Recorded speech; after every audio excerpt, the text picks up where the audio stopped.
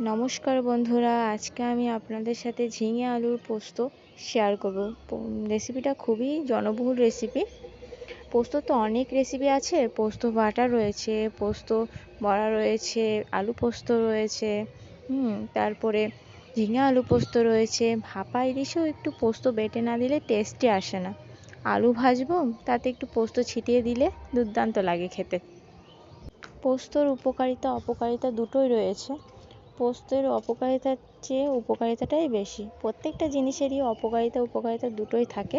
হ্যাঁ, পোস্তরও রয়েছে উপকারিতা বলতে হজম শক্তি যোগায় শরীরে। না, পোস্তে থাকা ক্যালসিয়াম শরীরে হাড়ের শক্তি যোগায়। ম্যাগনেসিয়াম, স্ট্রেস থাকে পোস্ততে প্রচুর পরিমাণে, যার কারণে আমাদের হরমোন কমাতে সাহায্য করে এবং ঘুমটাও খুব ভালো হয়। তবে কি, পোস্ত অতিরিক্ত খাওয়া উচিত নয়।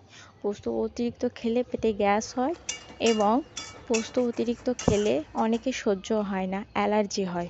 ঠিক আছে, পোস্ত বলে নয়, যে কোনো খাবারই অতিরিক্ত খাওয়া উচিত নয়, পরিমাণ মতো খাওয়া উচিত। আমার রেসিপিটা কেমন লাগলো আমাকে জানাবেন।